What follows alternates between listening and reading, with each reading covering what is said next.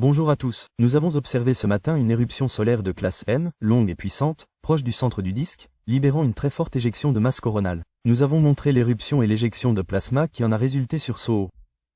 Nous avions prévu des conditions de tempête solaire de niveau 2 ou 3 lors de l'impact, mais nous avions déclaré que le niveau 4 était possible si elle arrivait très rapidement et qu'elle intégrait un magnétisme austral. Eh bien, NOAA a finalement mis à jour ses prévisions et prévoit des conditions de niveau 3 demain et de niveau 4 le 2 juin.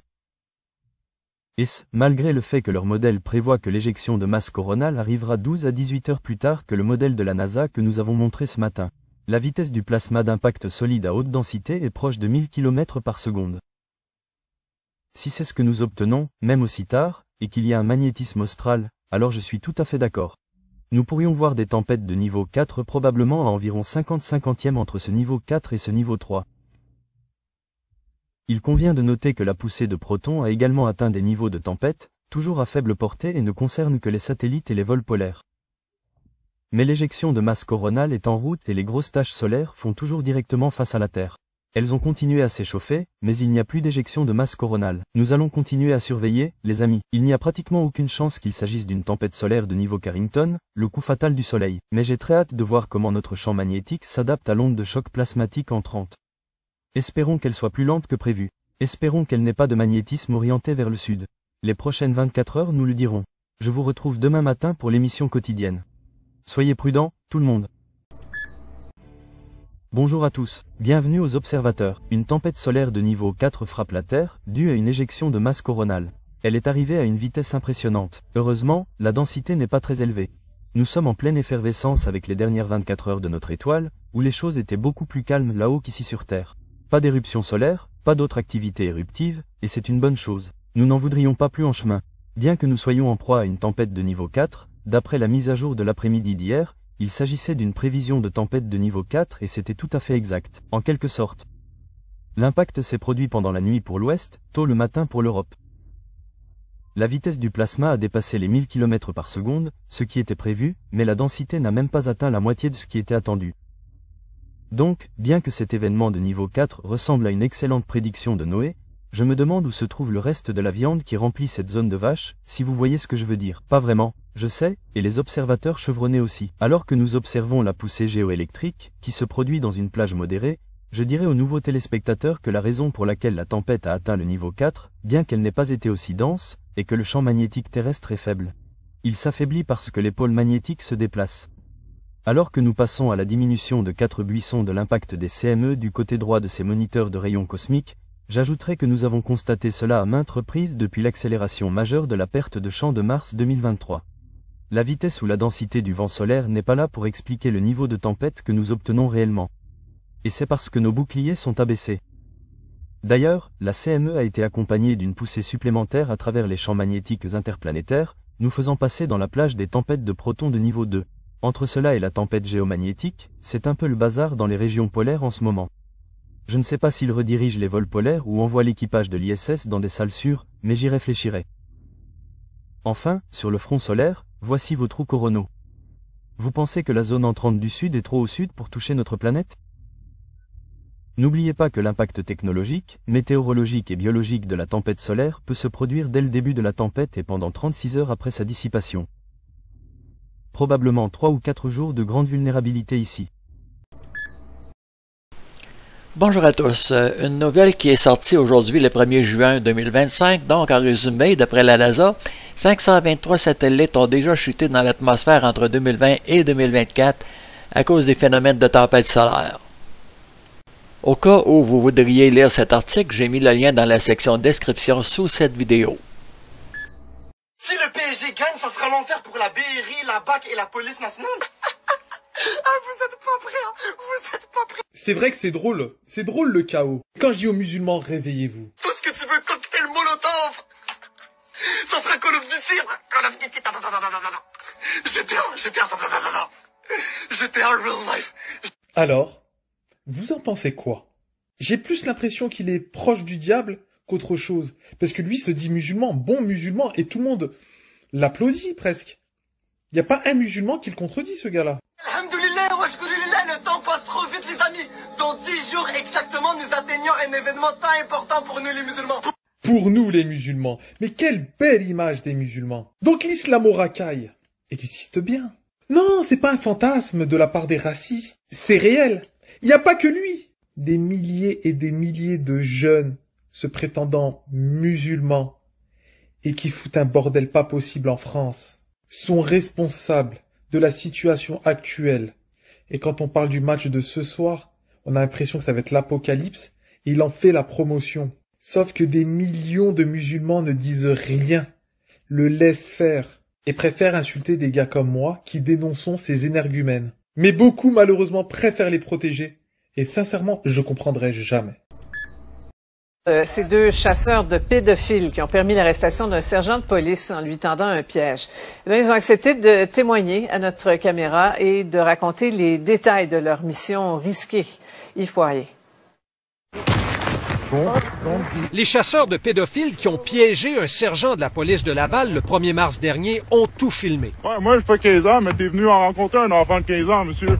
Le policier en civil a vite compris qu'il n'y avait pas d'adolescent au rendez-vous ce soir-là, avec qui il avait préalablement échangé des photos intimes. Il a donc quitté les lieux à la hâte, mais l'un des justiciers a nettoyé la plaque d'immatriculation afin de noter son numéro pour le transmettre aux enquêteurs. Au début, on savait juste que c'était un pédophile. Puis là, on a découvert que c'était un policier en plus. La confrontation s'est déroulée vers 22 heures au parc Alfred Doré de Châteauguay et c'est au même endroit que le collègue Kevin Crane a rencontré en exclusivité mardi après-midi les chasseurs de pédophiles qui sont fiers de leur coup. Est-ce que c'est la première fois que vous rencontrez quelqu'un pour faire ça? Ouais, c'était notre première fois, puis c'était assez facile. Il est venu me rejoindre sur le trottoir, puis il a commencé à me parler. Il voulait direct en partant. Il me demande, « Hey, veux-tu aller à mon char? Il fait froid. » Après ça, on l'a confront, on lui a dit, « On sait pourquoi t'es là. » J'ai sorti mon téléphone direct. Et par la suite, je me suis dépêché, j'ai frotté sa plaque, j'ai filmé sa plaque, puis il est juste rentré, il a brûlé ses 2 stops. On l'a plus jamais revu. Les rencontres avaient commencé sur le site Grindr et leurs échanges se sont poursuivis sur Snapchat. Les justiciers écrivent « J'ai 15 ans et je suis vierge. C'est correct avec toi? » Le policier répond « Tu as de l'air d'en avoir 20. Je peux te voir encore? » Il se gênait pas à envoyer des photos torse nu. C'est pas gêné à envoyer une photo de ses génitales. Ça, c'était avant ou après lui avoir indiqué que vous aviez 15 ans? Après avoir indiqué qu'on avait 15 ans. La première chose qu'on a dit dans les messages, j'ai 15 ans, est-ce que ça te dérange?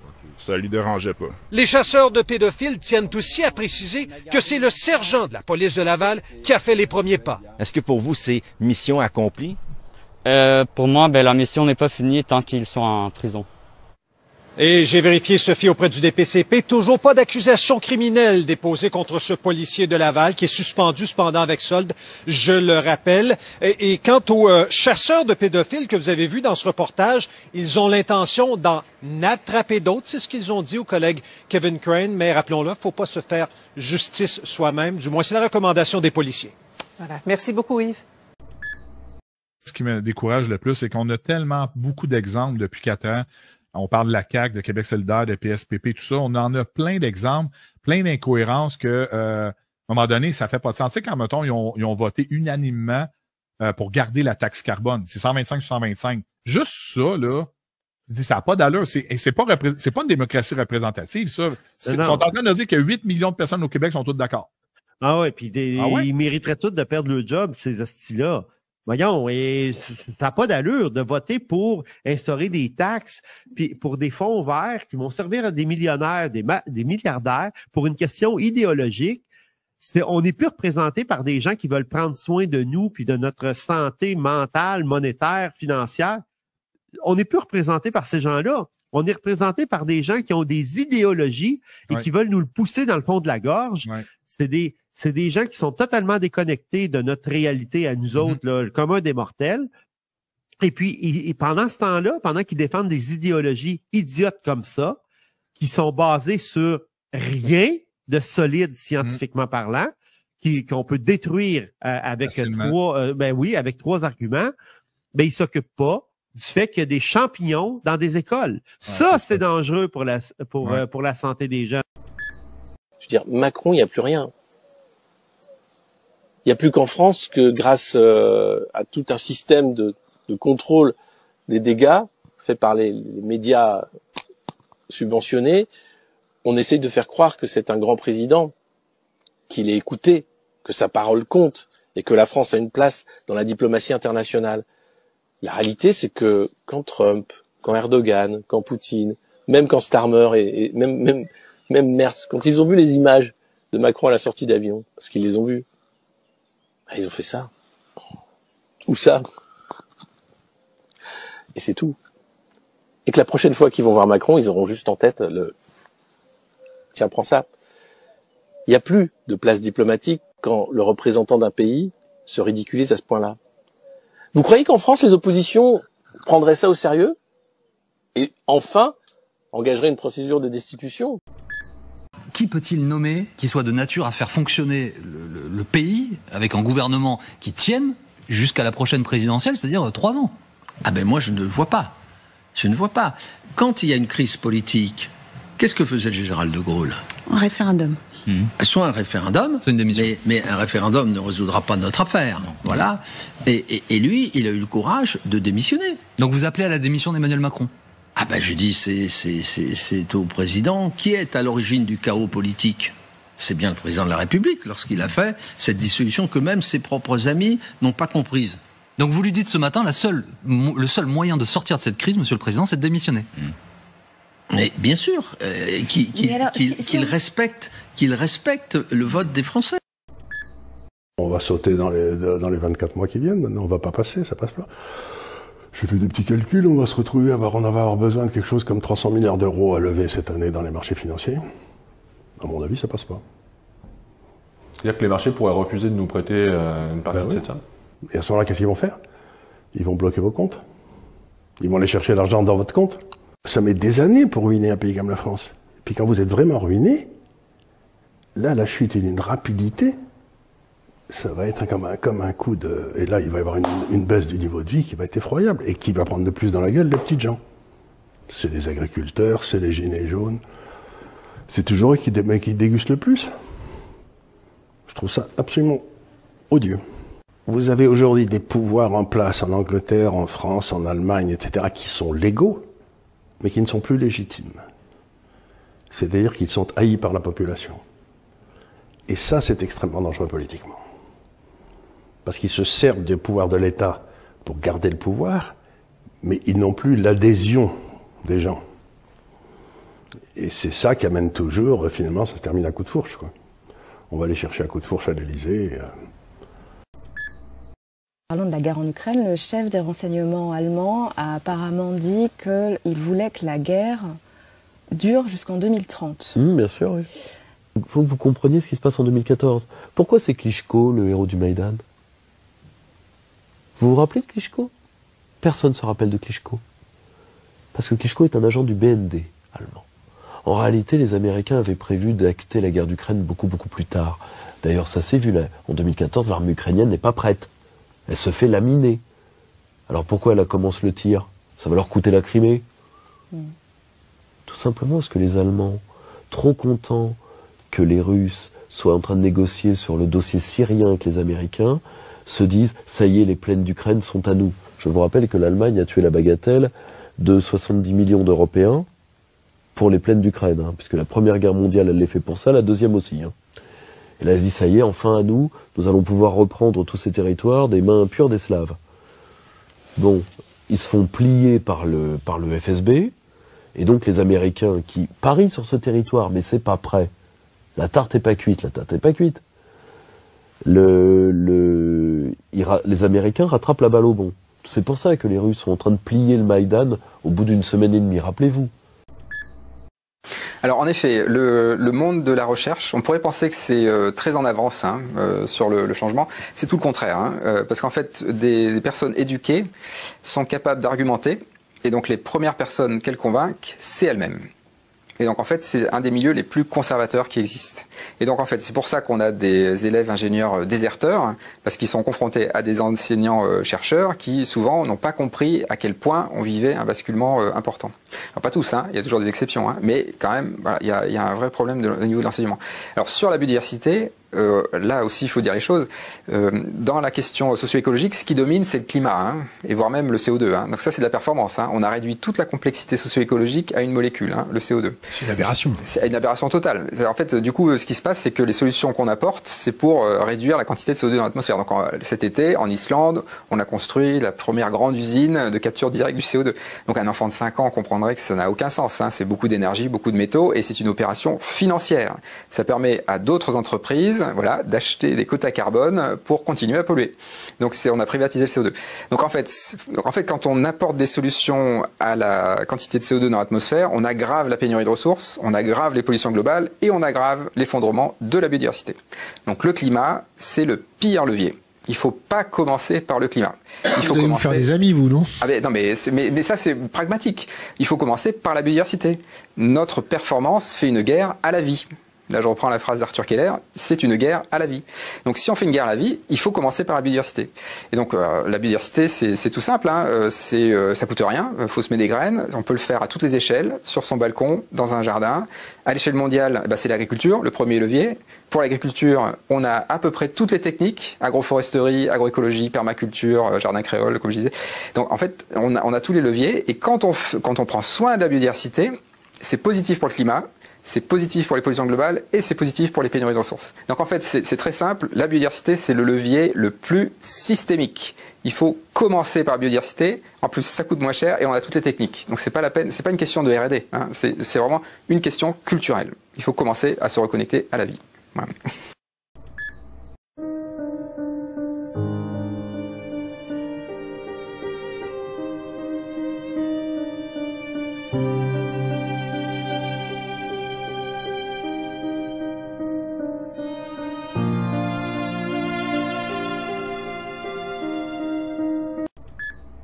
Grande révélation, sinon confirmation pour l'humanité entière par Donald John Trump. Il n'y a pas de Joe Biden. Exécuté en 2020. Ce que vous voyez, ce sont des clones de Biden, des entités robotiques, sans âme et sans esprit. Les démocrates ne voient pas la différence. Incroyable, mais vrai. Mon Dieu, qu'est-ce que c'est énorme. Ce que je viens de vous lire est le message que le président des États-Unis, Donald John Trump, vient de publier sur son compte officiel Truth Social ce 31 mai 2025, peut-être 1er juin 2025 chez vous. 31 mai 2025, comme vous le voyez bien, à 22h06 de la soirée. Is that you have to right the market a little bit here, and the market is that if you have all of the tax breaks, essentially all the tax breaks, all of the benefits flowing to the top 1/10 of 1%, there's never been as great a concentration of wealth, including going back to the Great Depression, right? Ever, and so one of the things that worries me most about that, John, is not just North Carolina, and he was a very conservative guy who was very, very. Oh my gosh, that's a mass. African American when he got. Holy cow! He always had fight. Écoutons ceci encore une fois. He is totally shot, okay? He's shot. The guy's shot. He's shot. Ça, c'est une compilation du nombre de fois où Donald Trump passait ce code. Beaucoup de gens pensaient qu'il parlait du vaccin. Mais il disait, ils ont tiré sur lui. Ils ont tiré sur lui. Écoutez. He is totally shot, okay? He's shot. The guy's shot. He's shot. He's shot. Biden is shot. You know he's shot, right? He's shot. He's shot, just so we understand. Juste pour qu'on comprenne. Et il sourit, il dit, vous savez, ils ont tiré sur lui, hein? That's Joe Biden. C'est Joe Biden. He is shot. Alors, est-ce qu'on peut être plus clair? Il dit, that's Joe Biden. C'est Joe Biden. He is shot. That's Joe Biden. He is shot. Il le disait, il y a quoi? C'était il y a 3 ans, 4 ans, ceci, je sais pas. Excuse me? That was really the real Biden? Excusez-moi. Donc, vous pensez que c'était vraiment le vrai Joe Biden? Trump didn't leave office until January 20th at noon. Donald Trump n'a pas quitté la Maison-Blanche avant le 20 janvier à midi. Of 2021. En 2021. There is no date in 2020 where he was not the commander-in-chief. Boum. Il n'y a pas eu de jour durant l'année 2020 où il n'était pas le commandant en chef. Boum, où sont vos popcorn? Où sont vos popcorn? Audience numéro 1. Boum. Il n'est jamais parti, vient de dire Juan Seven. How many times have I told your audience? Combien de fois est-ce que j'ai dit à votre audience, During this entire time, durant tous ces temps passés, that you're not seeing the real Biden? que vous n'êtes pas en train de voir le vrai Joe Biden?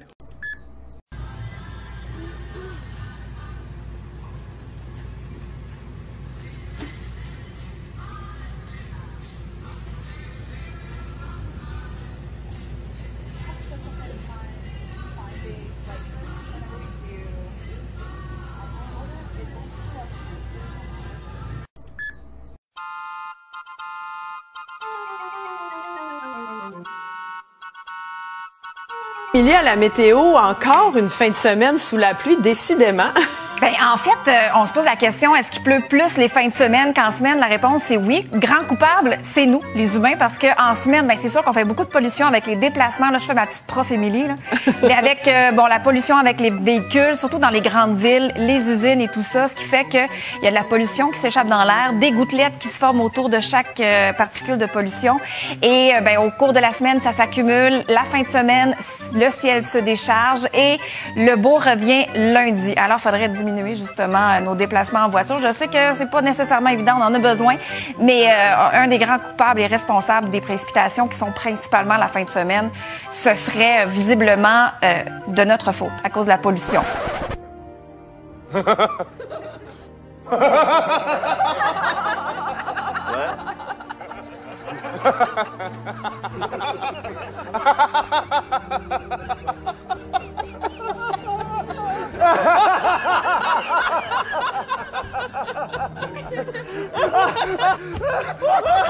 Jesus Christ, it's great.